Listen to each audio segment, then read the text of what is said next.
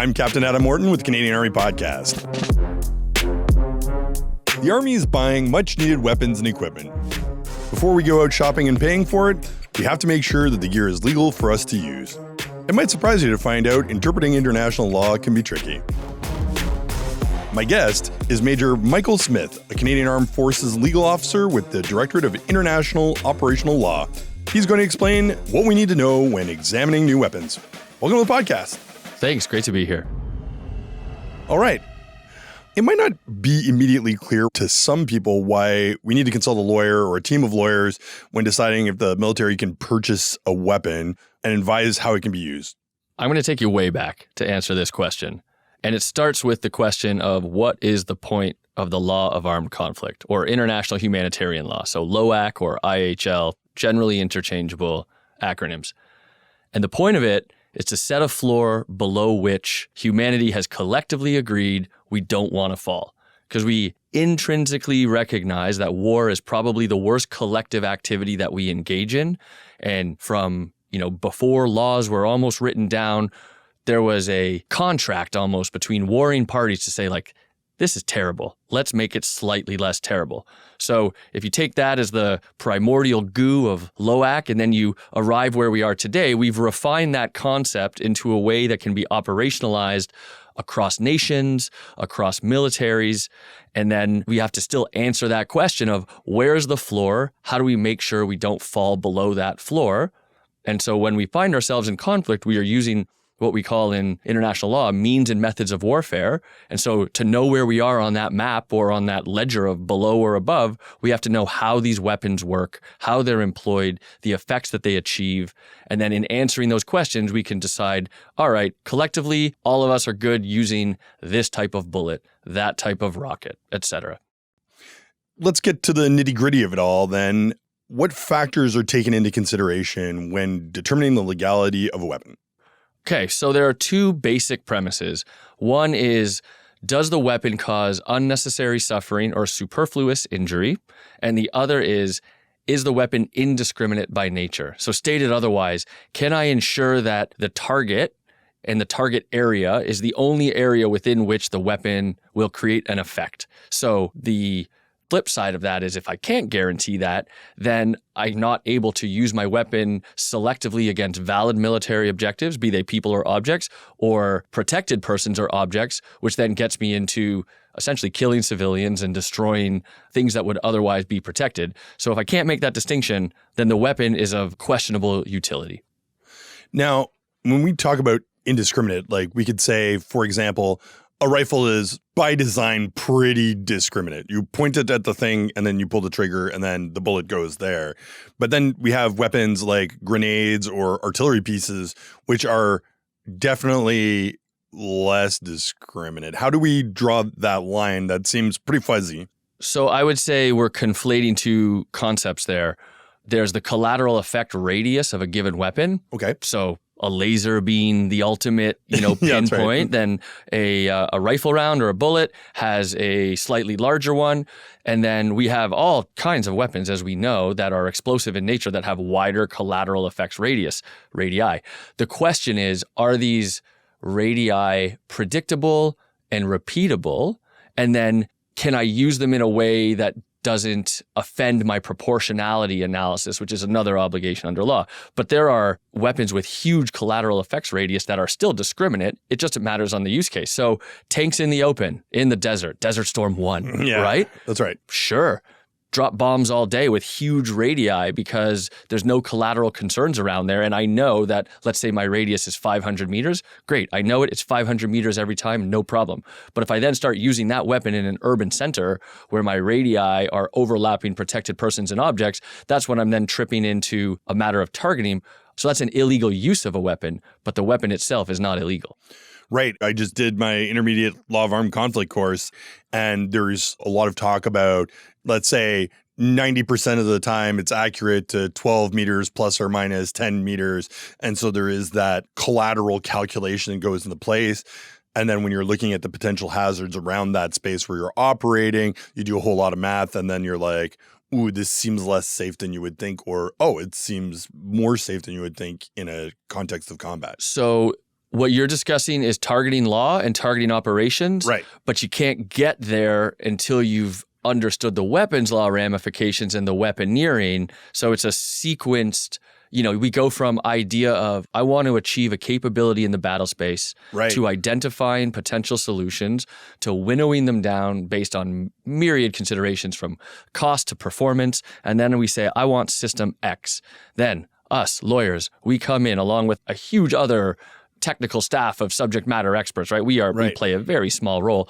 And we say, according to these principles of international law, or with these restraints and constraints, depending on how the weapon functions, like you can use it here, but not there, in this way, but not in that way, then the weapon is good to go. Then the weapon goes into the arsenal, then the end users are in an armed conflict, and then they have to engage in their targeting analysis Right. to make sure it works or achieves the effect that is aligned with their obligations of distinction and proportionality. Right. That's quite a series of activities to get there. It's almost like it's complicated. Yeah. So let's talk about some examples maybe of recent weaponry that might have undergone this examination. I know the Canadian Army has been talking a lot about HIMARS. We've seen that in operations in Ukraine and other locations. What have you looked at with regards to that? So without getting into the specifics of weapon systems that have been reviewed, I think you're on the right path insofar as the Canadian Forces is rapidly modernizing, and in so doing is adopting new to the Canadian Armed Forces, but not necessarily new within the Allied construct, weapon systems. Right. I would say, though, that from a legal perspective, generally speaking, the things currently considered in our artillery, long-range rocketry, like this has been around for a long time. We understand how to deal with this because effectively we're talking about firing a projectile, be it rocket-propelled or artillery in these cases, and they land somewhere with a collateral effects radius, and we just have to make sure that that radius is predictable and repeatable and measurable, and then once we're kind of through that threshold, then it's over to the commanders to use. I guess what I was just describing was more the question of, is it indiscriminate by nature? Right. You can't skip past the unnecessary suffering, superfluous course. injury, but Yeah. we've been using explosives for as long as they've been around, and we've come to terms as a species with, is it good or not? And so presumably we are not seeking to employ new kinds of explosives that would offend the long-standing foundation of superfluous injury and unnecessary suffering. Yeah. And I would say, like, generally speaking, the CAF arsenal, a grenade's a grenade, whether it's attached to a drone or whatever. So that homework still applies. And as a result, we've already established a threshold for a lot of these things.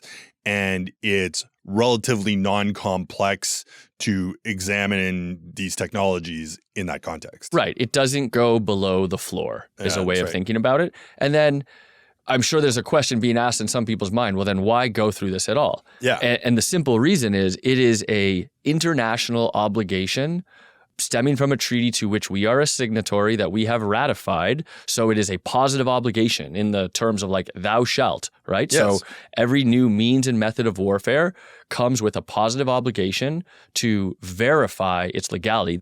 It tells us as a country with democratically elected leaders and a civilian democratic government that still commands the armed forces that we are aligned with the laws that we have, subscribed to both internationally and domestically. Yeah, just because the homework might be similar to the other homework, you still got to do the homework. And because we have that obligation, you still got to do your checks, because when you don't, that's when something slips through and there becomes a 100%. problem. You got to show your math. And then Yeah. the other question that we often receive is, well, all of our allies are already using it. Well, great. That means they've probably satisfied their obligations, however they exist within their country. But we have our own. So just because the Danes or the Australians or the Americans are using a system is not necessarily dispositive that it's good to go for us, because you could theoretically have more constraints domestically on certain systems. Classic example being like cluster munitions, right? Yeah. So we have an international treaty, but not all nations are signatories to it. We are. So if you just looked at another nation and said, well, they're using it, like that's in and of itself not enough to say, well, we're good to go, because each country is free to make the decisions that they think are best for them. Yeah, and even though internationally it is recognized that that's where the floor is, we want to try and do slightly better. So maybe we're not going to use these munitions, or we're not going to do that. And in other ways, perhaps we might say, well, this type of situation occurs more for us, so maybe we're more flexible on that thing. And so it's about your national identity making decisions based off of what you believe is good and right. Totally. In conjunction with your allies and international law, et cetera, et cetera. It's like an intersection of moral ambition and operational effectiveness. Yeah, that's right. Like you can't over-index on either too much, because if you over-index on operational effectiveness, it's a race to the bottom. Yeah. We all know where that leads. And if you're kind of too morally ambitious, you're hamstringing your armed forces, who, I'll remind everybody, and I'll remind anybody when they're willing to listen, are the arm by which the crown fulfills its primordial duty, which is the defense of the realm. So if you hamstring your forces from effectively being able to defend the realm, then it begs the question of like, what are we even doing? Yeah. So it's that constant balance. And honestly, that balance reflects the constant balance that exists in all of IHL or LOAC, which is balancing military necessity against humanity. We know we have to do dirty things in defense of the realm under the military necessity column, but back to the floor, we need to inject just enough humanity to make sure it's not utterly terrible. Can you give some examples of weapons that maybe lean towards a problematic space, but at the same time is frequently used? And I'll use the example of hollow point munitions, right? Frequently used by police forces in our own country, but also something that's not used by the fact that it can cause undue suffering and things like that. Right. So here we see the difference between international humanitarian law and domestic law. So you also have to think in this context, like, what is the point of using that ammunition? A police officer's job is to eliminate the threat within a public context around generally unarmed people as quickly as possible, probably also worried about overpenetration. So in this case, we're going to cause maximum damage to eliminate the threat as quickly as possible. And then you ask yourself, well, don't I want to eliminate threats as quickly as possible and cause maximum damage in the battle space? Yes, except there's a few reasons there. One, we've collectively agreed in warfare that superfluous injury and unnecessary suffering are terrible. We want to avoid it. Secondly, while I want to put my enemy down in that way, I have to imagine what's going to happen if they're using the same type of munitions against me. It's going to make for like terrible, messy wounds that are less likely to be survivable. So it is this weird, almost mental gymnastics that you have to do until you realize that as nations, we've agreed to this. And then we factor in like the modern battle space. You're probably more likely than not encountering enemy combatants wearing some kind of body armor. So your hollow point ammunition is probably not going to be of much benefit. How do you examine potential unintended uses of weapons? So white phosphorus as a smoke versus as a weapon. Like, how do you examine those as part of the process? Right. So we have to remember that almost any object is a weapon. Yeah, right? Like my knife, fork, spoon kit, ostensibly a weapon. Not very effective. The person is the weapon. Right. Well, like look out for my spoon. Yeah, that's right. So then in the review of a given weapon or weapon system, you have to examine the most likely use case, right? Like someone's going to give us a concept of operations in the early stages. This is how we envision this being employed. And it's worth noting that the international community agrees you don't have to consider every single possible application because one, that's impossible. Yeah. Two, the moment you move to these edge cases, the more likely you're going to find areas where it offends. And then you're just probably going to say, nope, we're not going to use it. So what is that within the bell curve of expected use cases? That's where you look to examine the potential legality or illegality of a weapon. Intent matters. Absolutely. Right. Like a great example of something that skirts that line is Claymore, or in Canada, a directed command detonated weapon, because that can definitely be used in a victim initiated mode, aka functionally a landmine. And a lot of nations do use it in that mode. But for us, the only way to use it is to have somebody holding a thing that makes it go bang. And that is an acceptable use of that for us. Right. That wraps in beautifully both the concepts of weapons law and targeting. So it is discriminate because presumably the Canadian Forces member isn't detonating it until they've distinguished that, in fact, when I detonate it, it's going to create an effect against an enemy object. And I've done my little mini proportionality analysis that I'm not going to kill the children that happen to be standing next to the enemy combatant or unnecessarily destroying some object. So I can use this in a discriminate way while exercising my obligations under targeting law. This makes me think a lot about the safety control processes in engineering, where at the highest level you have hardware-based controls. So it is impossible to do the thing because it prevents you from doing it. Then you have policy that is, don't do that thing, it's dangerous. Then you have a human being who interprets that policy and does it the right way. And at the end of the day, you have protective equipment that ensures that if all else goes wrong, that you don't suffer the consequences of that. And so there's like that whole kind of pyramid of evaluation that allows things to happen. Yeah, you're tapping into something there, which is, and this goes more to targeting law, but it is process-based, not outcome-based. Yeah, that's right. Like, did you follow the steps? So were you trained? Did Yes. you have a weapon that had passed a legal review? Did you use it in accordance with the law on which you were trained and exercised, and you followed the steps and made your best judgment against a standard of feasibility? Then ex post facto, we look at what happened and determine whether the right decision was made. But not to go down too far of a rabbit hole, these are the same questions we're now grappling with when it comes to autonomy. Right. Because autonomy itself is not a weapon. It is the displacement of the human operator in space and time from the decision to employ force in the battle space.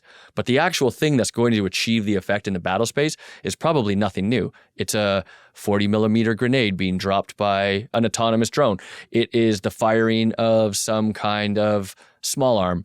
It's potentially an uncrewed surface vehicle using a torpedo, or itself is a torpedo. So the weapon question is not actually difficult to answer. You know, the same questions of, is it discriminate, et cetera. But now we're into targeting law of the distinction and proportionality analyses, which are historically made by humans, so that when something goes wrong, you're like, well, that's the body to be kicked and the soul to be damned. But in this case, that we've created this so-called accountability gap.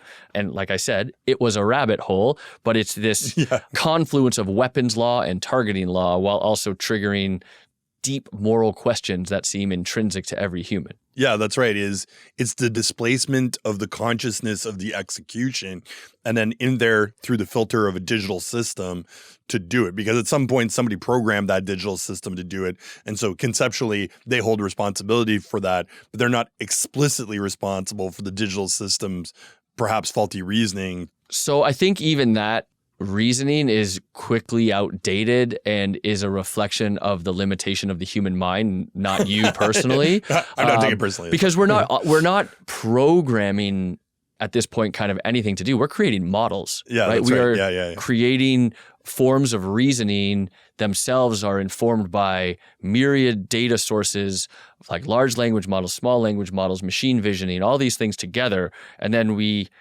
kind of see how it arrives at a decision. But even now, you wouldn't say those are fully autonomous. We're not there yet. Yeah. Hurtling towards it, though. Oh, yes. The frog is probably being boiled. But back to your engineering analogy, it's probably pretty good. We could theoretically program at the hardware level certain constraints. Yeah. And then, below that, there are policy and guidance. And we have this sort of like cascading series of protocols that help us adhere to our international legal obligations. But to be very clear, nobody has run this to ground yet. The international community has been swimming around this buoy for more than a decade, and then we're just watching conflict rapidly modernize and automate right before our eyes. Yeah, the technology curve is advancing quickly. So we see Defense Research and Development Canada, or DRDC. They do a lot of playing around with technology, learning about new weapons, and they do trials and all sorts of interesting science. Where do you fit into that process when they're examining these technologies? Are you a part of that at all? That's a great question. To date in this conversation, we've really been speaking about systems that were much more mature, but the legal obligations exist in the study, acquisition, adoption. So your obligations exist almost from conception to adoption. And the point of that is really, why go down that potential trail if off the hop someone can tell you there's no world in which you're going to be able to use this thing? But this is where lawyers come in, and I mean, generally speaking, this is where we come in, even outside of weapons law, we should be giving you your arcs, right? Like, I'm not saying don't do this. I'm saying within these bounds, you're good to go. So the scientists who are under the same obligation, if we're engaged in time, we should be able to say, hey, that sounds crazy. But if you do the following things, or if we use it in a certain way, let's see where this goes. This could be very interesting. And then we have a way to potentially identify and adopt new technology that hopefully creates an effect in the battle space that gives us a military advantage. But this is advice to engaging with JAG writ large, and that is the sooner you can work with us, the sooner we can help you avoid those proverbial landmines. Great question. Great statement. We're going to bring that up right now, in fact.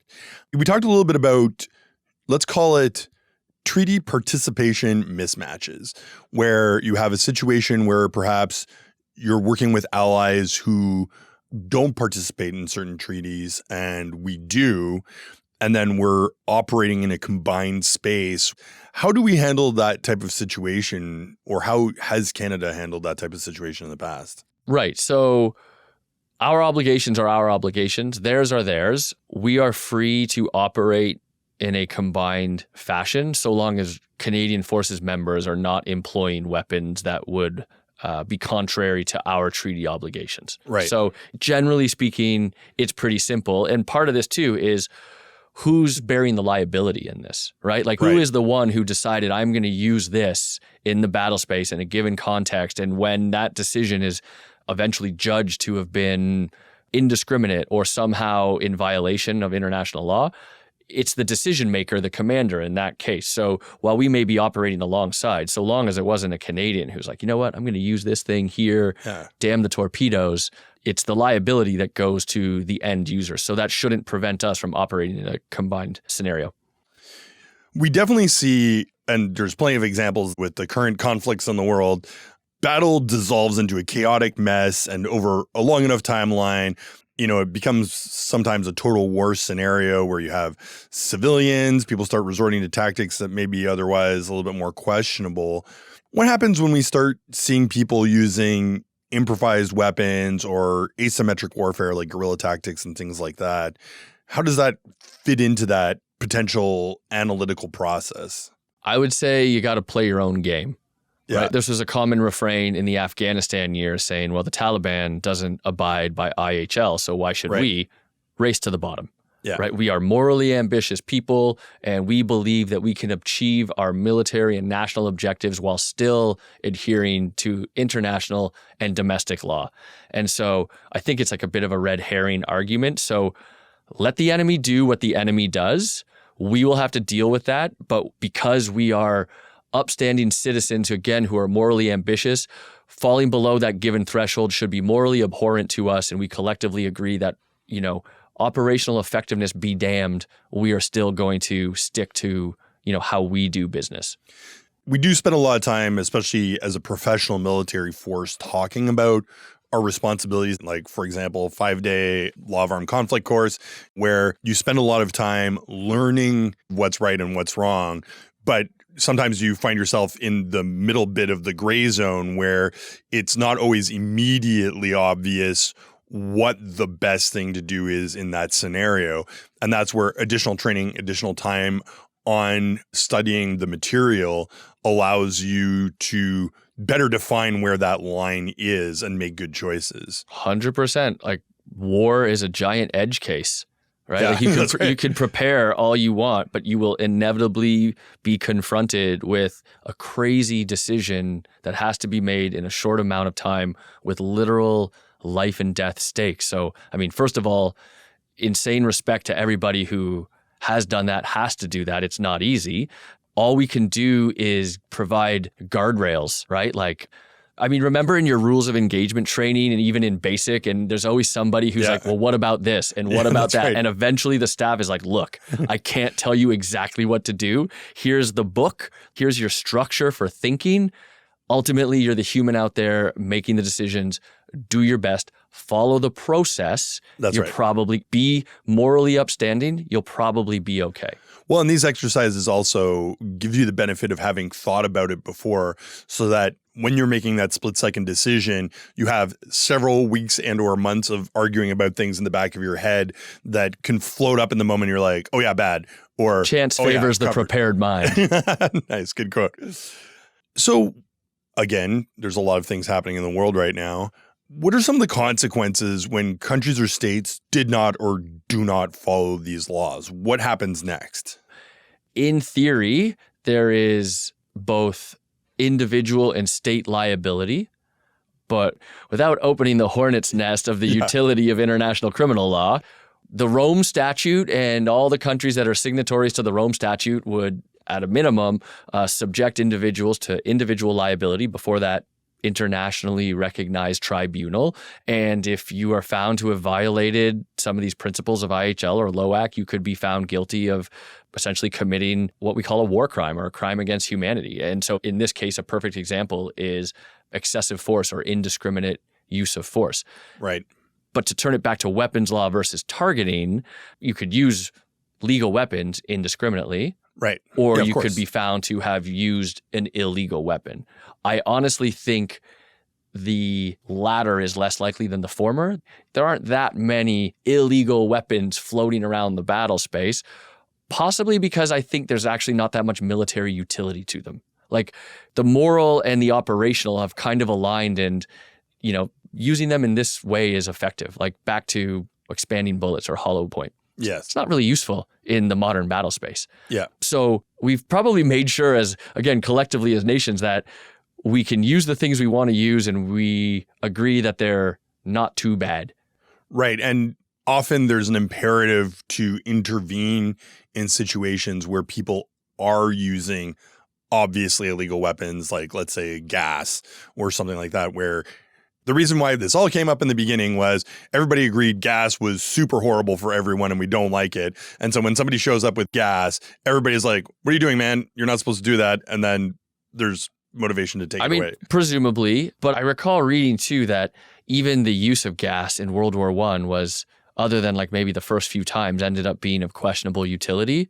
So now everybody's just suffering, but like the battle space hasn't fundamentally changed, or, you know, like who's advanced or like ground taken and held. So then it begs the question of, okay, like what's the point of this? Like this is just terrible. Let's just go back to shooting and blowing each other up. So with all this being said, the Canadian Army is going through a lot of significant modernization efforts, and we are seeing some emergent technologies that are, I would say, probably relatively new to us. Lasers, microwave weapons, things like that, that aren't just big bangs or rifles. How do we keep up on that? How do we stay on top of that? So you're absolutely right. Not just the Army, but the CAF writ large, right? Cyber Command is a good example whose tempo moves way faster than even emerging disruptive hard technologies. Yeah. Their tools come online, become stale very quickly. They have to go through this iterative process almost nonstop.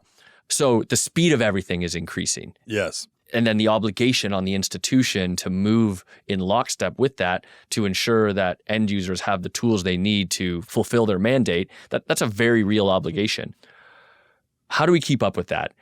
Technical expertise is one. And again, lawyers play a very small role within this, but actually understanding what is being used, what is its true effect, what is its collateral effect. Microwaves are a great example. Mm-hmm. In principle, it's this, you know, magic power that melts adversarial uncrewed systems out of the sky, regardless of whether they're being controlled by RF or fiber optic. Where am I using it? What are the collateral effects on, let's say, civilian infrastructure in the area, right? Because the same way I can't just level a building for no reason, I can't nuke the communication systems of a small city or something. And then similarly, what are the effects of humans who find themselves in front of it? So the intended use case, melt drones out of the sky.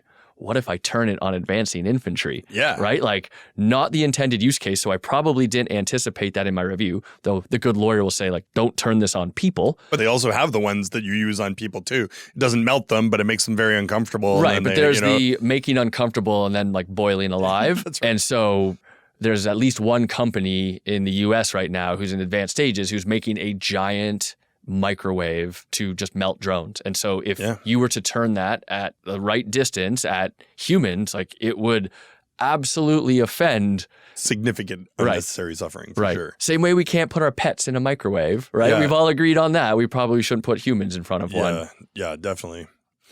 And how do you keep up as a professional in that domain? Because it goes without saying that an expertise in law is critical, but then you have to have that technical expertise or maintain that connection with the technical domain in order to properly be able to provide feedback, I would assume. That's a great question. And look, we are in the profession of arms. And so the same way anybody in a given trade has, in my opinion, a positive and moral obligation to understand the state of their art, so too should lawyers. Our ability to provide relevant advice is probably tied directly to our ability to understand the concept of operations and the challenges faced by a given commander, or in this case, like, client. So if they're talking to me about a system that I don't understand, one, I should probably tell them I don't understand and find out super quick what that system is.